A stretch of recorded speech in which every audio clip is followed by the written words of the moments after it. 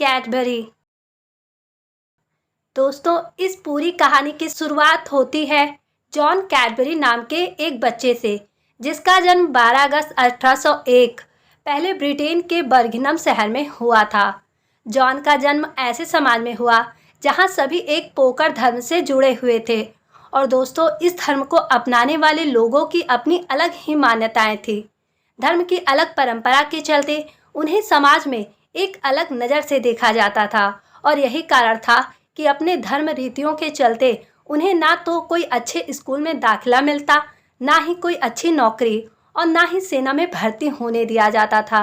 ऐसी स्थिति में इन लोगों के पास एक ही उपाय था, खुद का कुछ कार्य करने का। इन परिस्थितियों के कारण जॉन कैडबरी ने अपने धर्म के स्कूल से शिक्षा प्राप्त करने के बाद खुद के खर्च के लिए एक कॉफ़ी शॉप पर काम करने लग गए। दुकान पर काम करते करते उन्होंने कुछ पैसे बचाकर साल 1824 में खुद की दुकान खोल ली और अपनी इस शॉप पर जॉन कैडबरी चाय के साथ कॉफ़ी और चॉकलेट ड्रिंक बेचा करते थे। कुछ सालों तक दुकान पर कार्य करते हुए जॉन को इस बात का एहसास हुआ कि उनकी दुकान पर लोग चाय और कॉफ़ी से ज़्यादा चॉकलेट ड्रिंक को ज़्यादा पसंद करते हैं और तब जॉन ने 1831 में अपनी शॉप से चाय और कॉफ़ी को बंद कर चॉकलेट ड्रिंक पर ज़्यादा ध्यान देना शुरू कर दिया। उनके इस फैसले से उन्हें सफलता की सुगंध आना शुरू हो गई। लोगों की चॉकलेट ड्रिंक की मांग बढ़ने लगी। तब जॉन ने लोगों को आकर्षित करने के लिए चॉकलेट ड्रिंक का स्वाद बढ़ाने के लिए अपने मेन्यू में 16 तरीके के नए कोल्ड ड्रिंक वैरायटी अपने मेन्यू के साथ ऐड कर दी। उनका यह प्लान काफ़ी सफल हुआ और 15 साल में उनकी स्पेशल कैडबरी चॉकलेट ड्रिंक अपने आसपास के सभी इलाकों में फेमस हो गई और वो लोगों की पहली चॉकलेट ड्रिंक के रूप में लोकप्रिय हो गई। अपने बढ़ते कार्य के कारण जॉन ने 1847 में अपने भाई बेंजामिन को भी अपने इस कार्य के लिए साथ जोड़ लिया। तब दोनों भाइयों ने अपनी इस दुकान को एक बड़ा रूप देने के बारे में विचार किया और उन्होंने मिलकर ब्रिज स्ट्रीट में पहली बार एक बड़ा कारखाना खोला। दोस्तों, कैडबरी अपनी शुरुआत से ही अपनी टेस्ट के लिए जानी जाती थी। यही वजह कि साल 1854 में इंग्लैंड की महारानी विक्टोरिया ने कैडबरी को रॉयल वारंट का सर्टिफिकेट दिया था। तब कैडबरी अपने स्वाद और बढ़िया क्वालिटी के कारण पूरे ब्रिटेन में फेमस हो गई। लेकिन साल 1860 में दोनों भाइयों के बीच व्यापार में कुछ मतभेद होने के कारण बेंजामिन ने जॉन कैडबरी से अलग होने का फैसला ले लिया।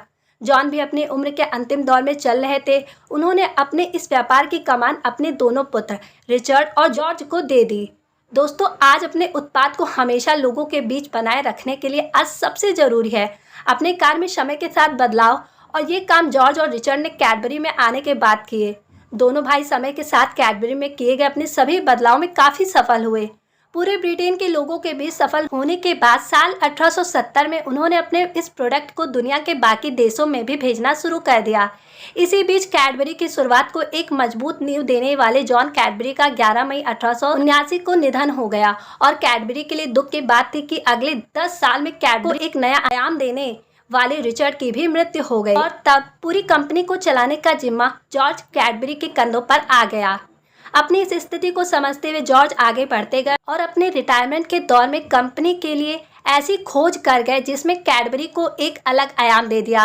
दोस्तों, जॉर्ज ने साल 1905 में आज की famous Cadbury dairy milk chocolate का उत्पाद शुरू किया और अपने इस मिशन पर जॉर्ज रिसर्च में लगे हुए थे।